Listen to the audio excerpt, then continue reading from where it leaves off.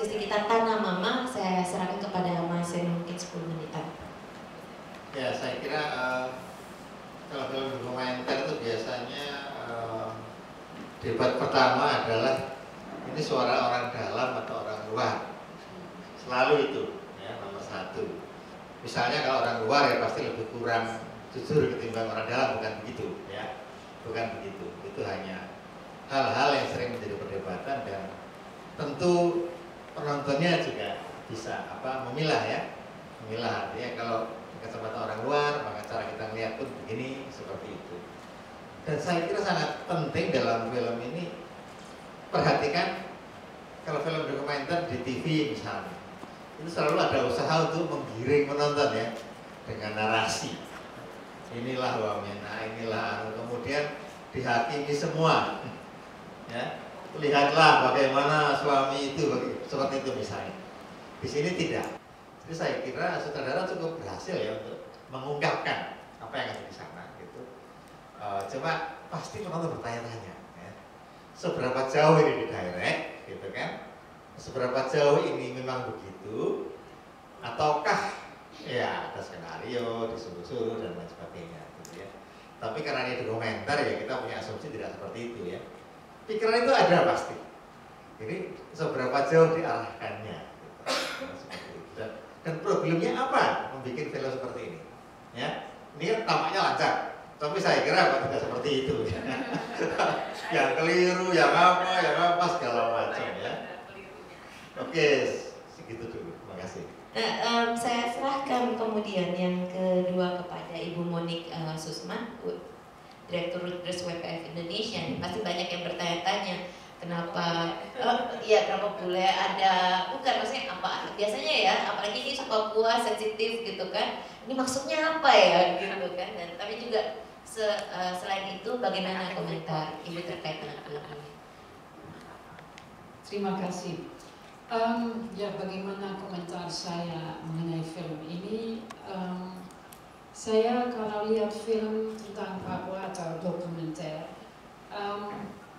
saya terutama selalu sedih karena ya mungkin Mas Seno bilang itu mungkin sejauh mana itu disutradarai atau dicari ceritanya. Saya kira di Papua itu ada 1000 atau lebih dari cerita seperti ini, yang lebih sedih atau yang lebih menyedihkan, yang lebih parah, yang mungkin sedikit tidak lebih ringan.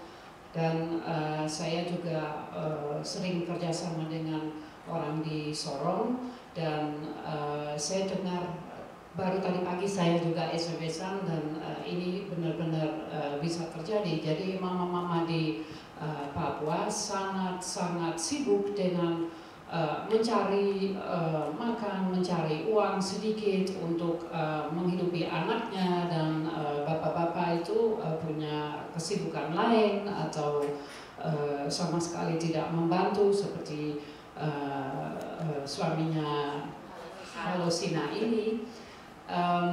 Jadi mereka pun, mama-mama Papua pun tidak punya pikiran, tidak sampai kepikiran itu bagaimana mendidik anaknya atau sekolahnya. Jadi bagaimana mereka bisa maju kalau tidak ada makan yang baik, ada waktu untuk duduk atau untuk mendidik anaknya. Mereka sama sekali nggak punya pikiran seperti, atau mungkin punya tapi terlalu sibuk dengan mencari makan setiap hari atau mencari nafkah untuk anaknya, dan itu tidak menjadi tanggung jawab mereka berdua walaupun dia masih punya suami. Saya kira di Papua kita semuanya lupa itu jauh dari sini. Jadi lepas dari perhatian apa yang terjadi di Jawa ataupun di minggu yang lalu saya di Lampung, itu jauh berbeda. Jadi terutama saya selalu sedih, saya nangis terus, dan itu kenyataan. Jadi saya salut dengan yang membuat film, sangat salut. Awal sekali saya tergerak untuk membuat film tentang Mama Halusina ini karena menyaksikan kehidupan mama di Wamena. Tidak berbeda jauh dengan yang ibu ceritakan tadi, tapi yang berbeda adalah kejadian itu ada di Sorong, mama itu ada di Sorong, tapi ini di Wamena, di daerah pegunungan. Saya melihat bahwa seluruh tanggung jawab dalam keluarga itu ada sama perempuan. Nah, film ini sendiri saya mau bercerita soal pergumulan perempuan, bagaimana kehidupan mereka dalam keluarga dengan segala problemnya, hubungan dengan suami, hubungan dengan anak-anak, tapi juga di ruang yang lebih besar kita melihat tadi bagaimana kondisi kesehatan mereka, bagaimana pendidikannya, bagaimana ekonominya, dan semua itu menjadi tantangan tersendiri buat perempuan di sana. Sehingga kemudian saya berpikir sepertinya saya harus membuat satu film tentang mama ini. Hanya memang awalnya saya berencana membuat film dengan judul Mama Adalah Tanah. Jadi saya berpikir mama itu seperti tanah. Jadi kalau kondisi mama seperti ini, bagaimana nanti anak-anak bisa tumbuh bersama mereka kalau kondisi mama dalam kesusahan seperti ini. Sehingga awalnya dulu saya mau membuat film tentang Mama Adalah Tanah, filosofi itu. Cuma kemudian karena ini risetnya agak panjang, sekitar setahun bersama Project Change, tapi sebenarnya saya riset sendiri jauh sebelum itu.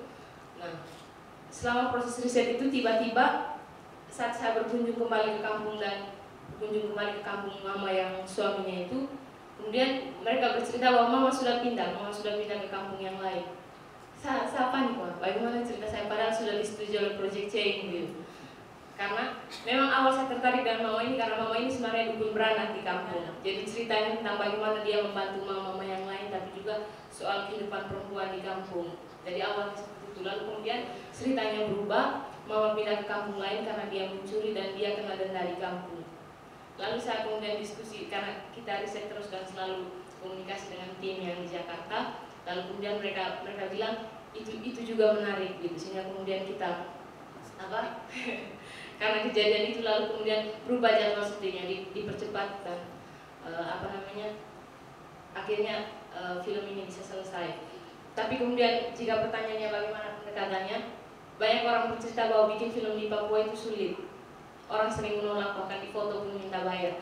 Tapi saya pikir sesuatu yang menjadi istimewa dari film ini adalah karena pendekatan. Kalau ketika mereka percaya bahwa apa yang kita buat adalah sesuatu yang untuk kebaikan mereka, kita mau menyuarakan sesuatu yang baik, segala kesusahan mereka, dan juga kita secara jujur menyampaikan apa tujuan dari film ini, mereka akan sangat terbuka. Dan ini soal kepercayaan gitu. Saya antagonisnya di sini kelihatan suaminya, tapi saya bersyukur karena saya dekat dengan dua-duanya. Bahkan setelah film ini jadi saya ajak mereka dan mereka nonton berdua. Saya ajak mereka berdua, Bapak dan Mama itu datang dan nonton kembali film ini. Kemudian saya minta komentar mereka dan saya menceritakan bahwa film ini akan diputar di mana-mana, apakah mereka setuju atau tidak. Lalu kemudian mereka berkomentar. Mama masih terbawa dengan isi ceritanya soal bagaimana dia kena denda, soal dia sempat marah-marah setelah nonton berdua itu, sementara si bapak ini dia seperti dalam cerita itu dia kalem-kalem saja, iya benar gitu. Dia peras ya. Tapi kira-kira seperti itu. Jadi saya rasa saya sangat bersyukur karena mereka begitu terbuka bercerita dengan saya, karena ini cerita yang sangat pribadi dan sebenarnya mungkin tidak semua orang bersedia untuk menceritakan kisah seperti ini kepada orang lain. Tapi saya bersyukur bahwa mereka bersedia bercerita, karena waktu menjelaskan ke mereka pun saya bilang bahwa Mama Halo Suna ini bukan cerita tentang kau, ini cerita tentang perempuan Papua, ini cerita tentang Papua, dan kita mau menyuarakan kehidupan kita di sini untuk orang luar itu lewat kau punya kisah. Jadi saya pinjam saja untuk kita bersuara untuk perempuan di sini, dan bersyukurnya mereka setuju seperti itu. Sebenarnya itu kalau soal si protagonis menonton itu biasanya kita selalu sih. Jadi setiap kita bikin film dokumenter, sebelum kita kasih publik untuk menonton, justru si protagonisnya nonton duluan gitu. Kalau bisa sama-sama antagonisnya sekalian gitu. Tapi kan antagonis itu tergantung, kalau di sini kebetulan suaminya sendiri jadi enak. Tapi kalau antagonisnya udah entah kemana, kita nggak ajak nonton lagi gitu kan. Jadi ada izin dari mereka. Waktu syuting sudah ada izin, tapi kan ketika film itu jadi, mereka melihat dulu diri mereka seperti ini, lalu mereka rilis lagi izinnya gitu. Cuman awalnya memang Mama Halosina ini bercerita tentang profesinya sebagai dukun beranak, di mana fasilitas kesehatan di sana memang sangat minim kan. Jadi awalnya ceritanya itu gitu. Tapi itu udah direkam saat riset. Cuman lama-kelamaan dia jadi lebih dekat sama Asrida. Dia lebih sering bercerita soal suaminya kan. Buat saya sih ini sebenarnya sebuah statement juga dari Mama Halosina, statement protes yang mana buat saya ini sesuatu gitu. This is some issue. Perempuan Papua berani ninggalin suaminya walaupun gak cerai. Ini statementnya dia bahwa dia gak setuju digituin gitu. Jadi aku pikir ayo Asrida udah kita syuting aja buru-buru, kita berangkat, kita koordinasi. Dan waktu di sana kita sempat disidang oleh kepala desa Huguma karena kan kita awalnya izinnya syuting di Huguma. Terus mereka merasa iri dengan desa Anjelma, tempat kakaknya Halosina. Kenapa ibunya, timnya semua tidak jadi tinggal di Huguma? Saya bilang aneh dong Pak, kalau saya tinggal di Huguma tapi protagonisnya ada di Anjelma, itu akan repot kan, itu 1,5 jam jalan kaki. Kita maunya yang deket 5 menit dari yang punya cerita gitu. Terus dari itu si Halosinanya disidang lagi, kamu sih pakai kabur gitu dipanggil. Karena kalau kamu nggak kabur, desa kita yang akan terkenal di Jakarta gitu kan. Tapi akhirnya saya juga bilang bahwa kita tetap syuting Bapak Hosea, yang mana dia masih tetap ada desa hubungannya. Jadi hal-hal kayak gitu yang secara kultur ya kita juga harus banyak sekali belajar gitu ya, karena banyak sekali kayak misalnya kita bawain obat cacing, kita bawain apa, mereka ya biasa aja, padahal menurut kita penting mereka minum obat cacing. Tapi ketika kita bawa permen, ketika kita bawa gula, itu yang mereka suka ternyata gitu. Jadi ya gimana ya, bagi kita kan kesehatan itu penting. Yang nomor 1 sabun apa kita bawa, tapi ternyata nggak dipakai juga, yang lebih cepat habis oleh mereka gula gitu. Disitulah saya mulai berpikir bahwa selama Papua menjadi bagian dari Indonesia udah banyak salah komunikasi.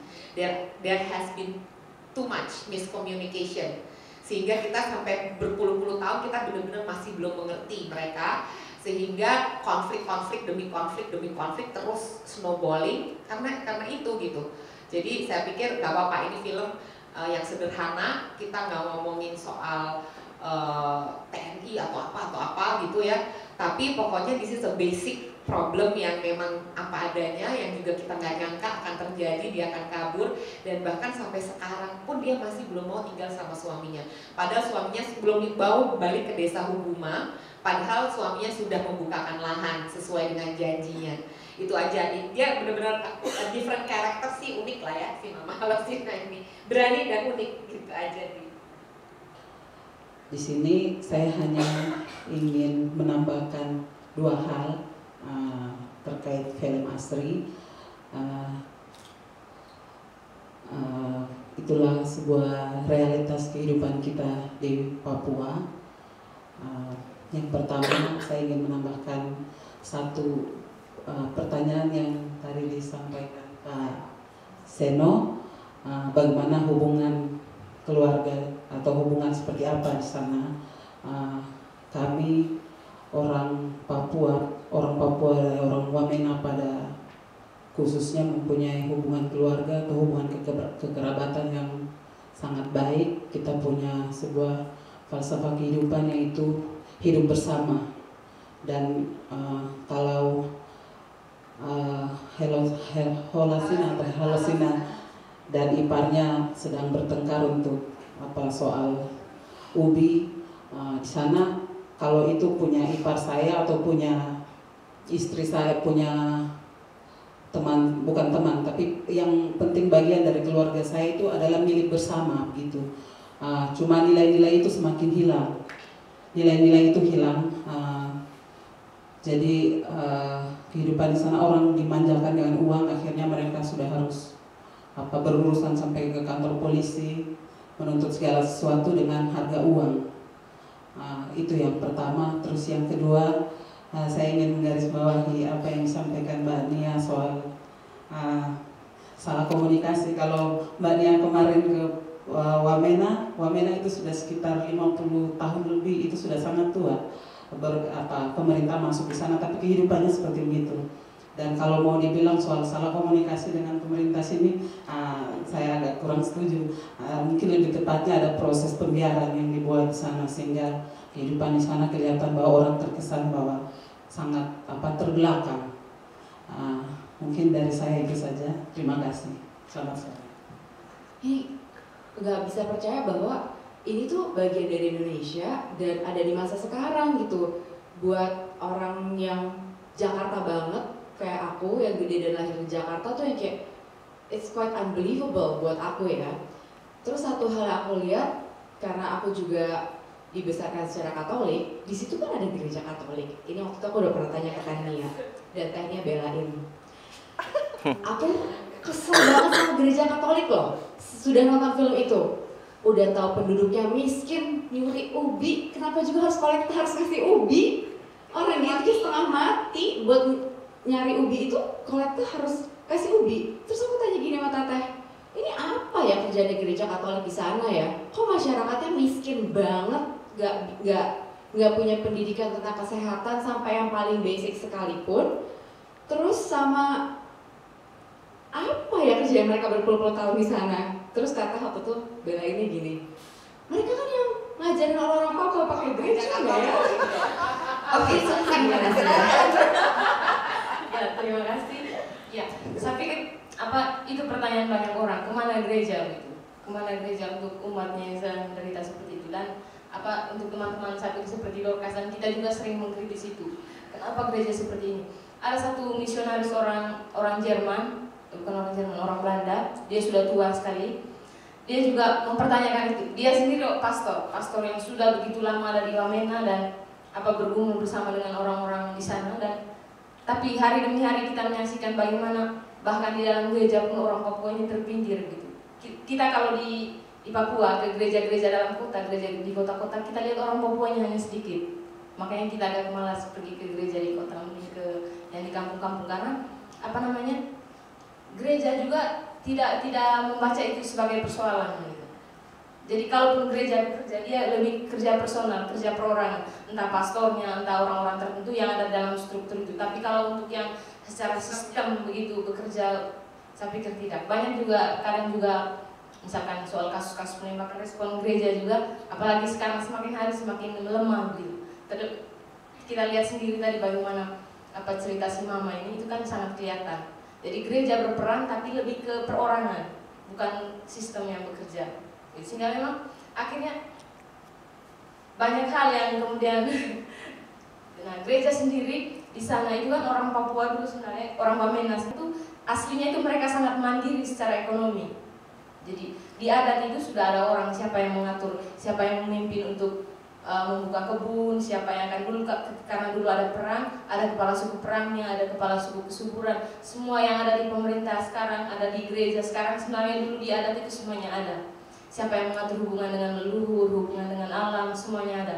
Tapi gereja datang dengan pemimpinnya sendiri, terus juga pemerintah datang dengan pemimpin dan aturannya sendiri. Jadi semua struktur yang mereka punya dari dulu kemudian kacau balau, gitu. Dan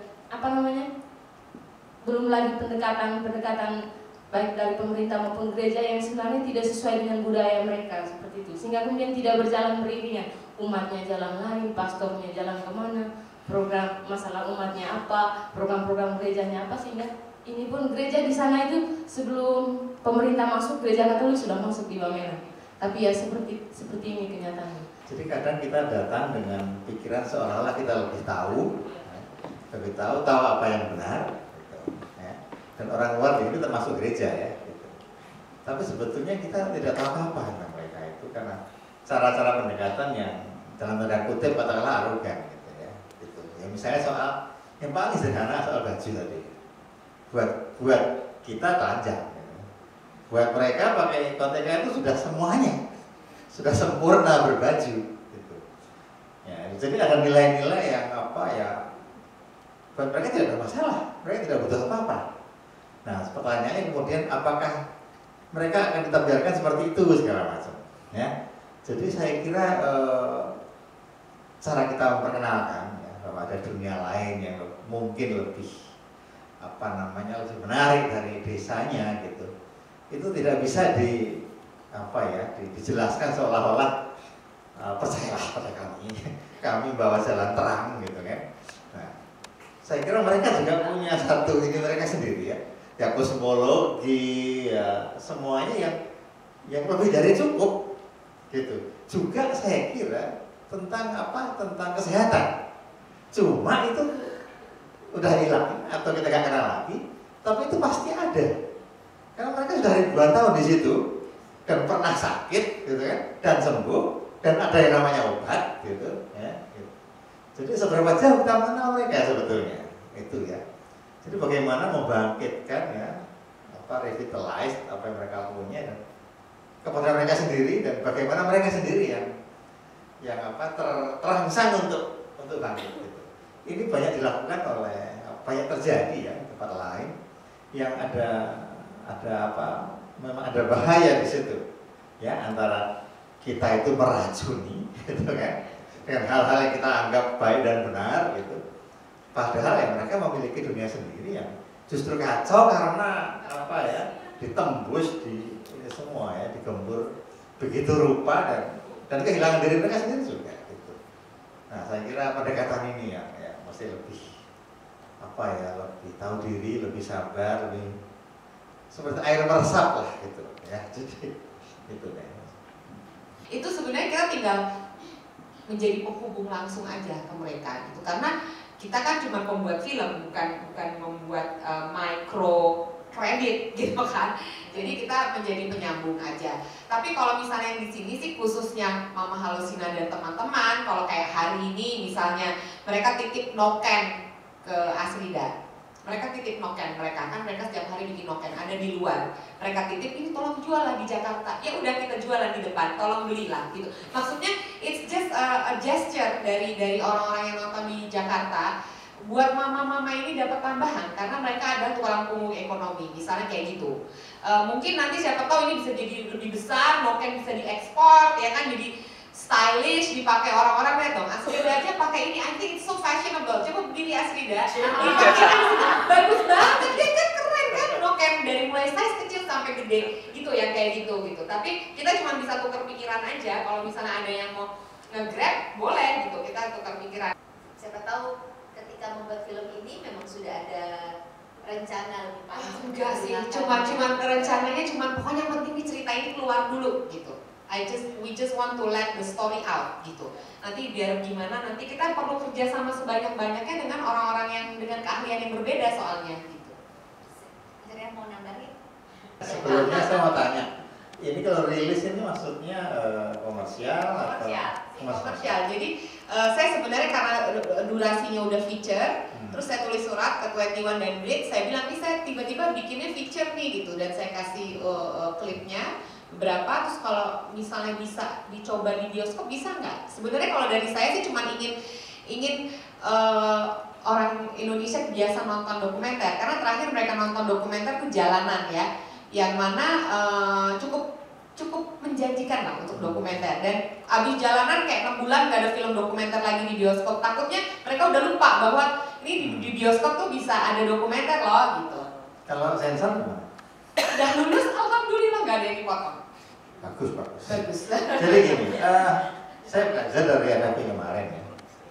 Itu kan kita punya pencurian lain sekarang, dan itu saya kira 90% orang film ya gitu. Nah, saya agak kaget yang terpilih saya dari timur ya. Semula secara teknis estetis orang pasti mungkin Soekarno gitu ya. Ternyata enggak. Padahal yang memilih orang film sendiri ya. Artinya gini, orang-orang film sekarang berpikir itu bukan hanya sekedar komersial dan estetis saja, tapi juga ideologis ya. Dan karena itulah film itu menang saya kira ya. Nah, jadi ini juga saya kira punya peluang ya. Pertama karena seperti kita lihat tadi sangat menggugah. Dan ini perlu saya ucapkan tadi ya, bahwa tampak sederhana, tampak hanya seperti rekaman, tapi kita lihat dramatik kan. Kita itu dramatik ya, sebuah drama ya, dan sangat menyentuh sebetulnya. Ya, perhatikan juga misalnya sebagai shot ya, si anak kecil itu, gitu kan? Dia lihat kamera, lihat kemana, terus berkali-kali mencari ini ibunya, segala macam itu semua itu benar. Terus suaminya kok kayak gini, itu kan udah kayak aktor besar. aku malah jadi kayak Lukman Sardi yang di itu loh, yang di bagi suami. Kok kayak tahu sih dia ini gitu kan. Tapi ini aktor besar gitu, ya sebel banget gitu. Gitu, ya. Jadi mereka membawakan memang peranan dia begitu ya, gitu. Tapi kena gitu, ya, kena ke kita semua gitu. Itu dan saya kira dipancing ya, selalu diskusi seperti ini, gitu kan. Dan ajak misalnya kalangan intelektual ya, antropolog, gitu kan. Jangan hanya gereja itu, jangan hanya LSM gitu ya, tapi gitu ya ditularkan gitu sebagai diskusi ini sama penting lah dengan semua diskusi yang fashionable gitu ya. Karena mau gaya, kita ngomong lah tentang apa namanya multicultural, tentang perbedaan orang dan segala macam itu. Ya, kita masih punya waktu sampai 8 Januari kita untuk bikin kecil-kecilan di mana-mana ya. Dan saya kira lebih kepada merangsang orang, membakar orang dan gitu ya, menularkan aktivisme gitu ya, gitu. Jangan sekedar pundi-pundi gitu ya, jangan sumbangan gitu kan. Itu kita lihat kita nggak nyumbang di mana-mana itu kan. Gitu. Itu aktivisme menularkan apa ya? Kalau mau jadi warga yang baik itu ya begitulah. Yang bisa bikin film, bisa ngomong-ngomong, segala macam lah ya. Gitu. Saya pikir selama ini banyak orang Indonesia belum mengenal Papua dengan baik. Kadang apa namanya? Banyak lah. Jadi kadang bicara kesana itu sudah, kenapa Papua masih begitu, uang sudah dikirim banyak-banyak, otsus itu untuk apa saja. Jadi sering menilai dari luar saja. Semoga film ini membantu kita untuk bisa mengenal Papua dengan lebih baik dan bisa mengerti bagaimana orang Papua yang sesungguhnya. Seperti itu. Terima kasih. Terima kasih. Kalau gitu saya juga mau titip satu harapan dulu ya. Saya menatapnya dengan cara yang sedikit berbeda dan saya berharap teman-teman yang di Indonesia yang menonton ini merasa malu setelah menontonnya. Jadi bukan marah, bukan sedih, tapi malu karena kita membiarkan pemerintah untuk melakukan pembodohan itu atas nama kita, atas nama bangsa Indonesia, atas nama pembangunan, atas nama apapun, termasuk atas nama otonomi khusus yang menyebabkan Papua begitu jauh dari lingkungan kita. Dan semoga dengan rasa itu kita bisa ikut menularkan kepedulian yang tadi Mas Seno bilang gitu. Jadi tidak menjadikan itu bagian yang asing, sesuatu yang seolah kita harus intervensi ke Papuanya sendiri, tapi sebetulnya lebih pada pemerintah nasional. Karena sesungguhnya seluruh perbaikan ini kuncinya ada di Jakarta kok, lebih daripada di Papuanya. Saya pikir itu yang bisa kami titipkan dari Komnas Perempuan juga, karena kami menyelesaikan laporan dengan kawan-kawan mama-mama dengan judulnya Anyam Noken, karena daya kawan-kawan Papua, mama-mama Papua itu sungguh luar biasa. Saya pikir kita semua berhutang, karena saya pikir negara ini berhutang banyak sama rakyatnya, karena tidak ada negara